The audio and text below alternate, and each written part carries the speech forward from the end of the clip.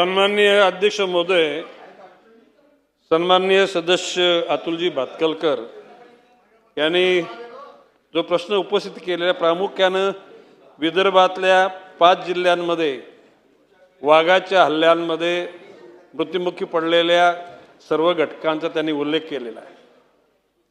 ज्याने प्रामुख्याने जी घटना आता लगतच्या कालखंडात घडली 22/5/26 रोजी ब्रह्मपुरी वनविभागातील सिंदेवाळी वनपरिक्षेत्रात तेंदूपत्ता गोळा करण्याकरता गेलेल्या 7 महिला होत्या। त्याच्यातल्या 4 महिला या हल्ल्यामध्ये मृत्युमुखी पडल्या।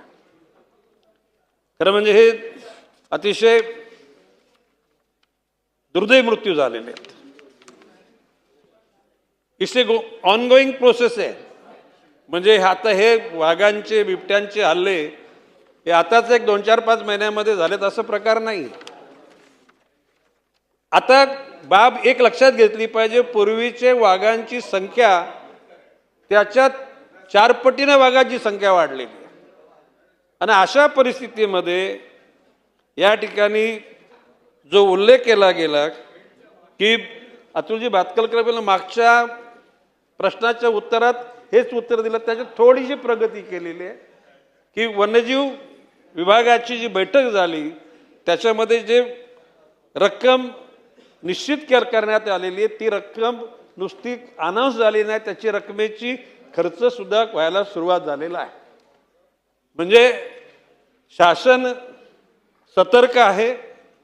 शासनाच्या यंत्रणा त्या ठिकाणी जनसामान्यांच्या मदतीनं या अशा प्रकारच्या दुर्दैवी घटना घडू नयेत म्हणून त्याच्यासाठी अतिशय उपाययोजना करत आहे।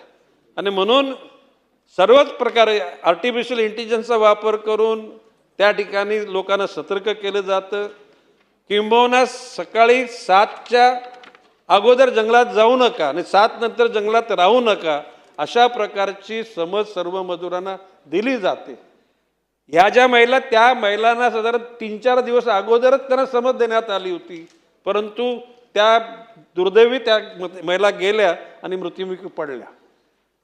बाब अशी आहे की या ठिकाणी अतुलजी भातखलकरांनी प्रश्न विचारला, भविष्यकाळात राज्य शासन काय उपाययोजना करते।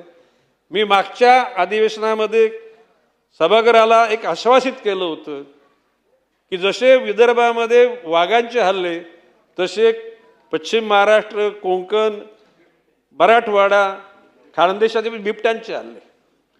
मी विनम्रपणे सांगू इच्छितो, मी शब्द दिल्याप्रमाणे नाशिक जिल्ह्यामध्ये 12,500 हेक्टर जागेवर 5,500 हेक्टर जागेवर ताडोबा सारखंच एक त्या ठिकाणी बिबट्याचं जसं म्हणजे वाघांचं तसे बिबट्यांचं तशा प्रकारे करायला ठरवलेले 12,500 एकर जागेला यावर्षी त्या ठिकाणी बांबूची रोपं लागून 500 फुटाचं मिनिमम म्हणजे मॅक्झिमम 200 फुटाचं मिनिमम असं कुंपण घालून जे प्रजाती बांबूच्या आहेत त्या साधारण 60 फूट उंच वाढणार आहेत।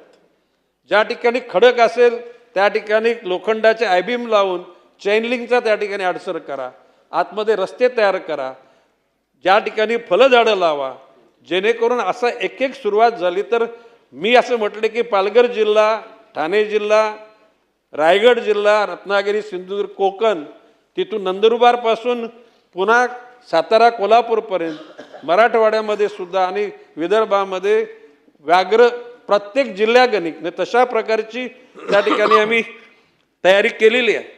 मागच्या अधिवेशनामध्ये मी शब्द दिला होता की वन खात्याची भविष्यकाळची वाटचाल अशा स्वरूपाचं पुस्तक मी आपल्याला देईन। हे पुस्तक तयार झालेलं आहे। प्रत्येक सदस्याला अतिशय सन्मान्य पद्धतीनं पत्र देऊन हे वन खातं कशा प्रकारे वाटचाल करणार आहे अशा प्रकारची भूमिका मांडलेली आहे। फक्त प्रश्नोत्तराची उत्तर देण्याकरता या ठिकाणी मला आनंद नाही। सन्मान्य सदस्यांनी ज्या यातना लोकांच्या सांगितलेल्या आहेत त्या यातनावर उपाय करण्याकरता वन खातं निश्चितपणे सतर्क आहे। मी विनम्रपणे सांगतो, पूर्वीच्या वन खात्यातल्या म्हणजे सुधीर भाऊंच्या कालखंडात वन खातं अपग्रेड झालंच, परंतु त्याच्यामध्ये सुद्धा आता नवीनचे तंत्रज्ञान आलेलं आहे, त्या तंत्रज्ञानाचा वापर करून त्या ठिकाणी अपग्रेडेशन करण्याचं ठरवलेलं आहे.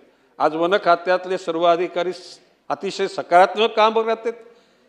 ते वन खात्याच्या अधिकाऱ्यांना ग्रामपंचायत हद्दीतील सदस्य, पंचायत समिती सदस्य, जिल्हा परिषद, नगरसेवक अशा सर्वच लोक, आमदार, खासदार या लोकांचा सगळ्यांचा सहभाग मिळत आहे आणि त्यांच्या मदतीनं या सर्व बाबींवर उपाययोजना करण्याचा प्रामाणिकपणे प्रयत्न चाललेला आहे. मी विनम्रपणे सांगेन की या घटना अतिशय दुःखदायक आहेत. भविष्यकालामध्ये कोणाचा अंतच होऊ नये अशा प्रकारची आपली इच्छा असली तरी सुद्धा ज्या काही घटना अपघातानं घडतात, अनावधानं घडतात, त्या दुर्दैवानं होत असतात आणि त्या कमी कशा होतील यासाठी आम्ही प्रयत्नशील आहोत.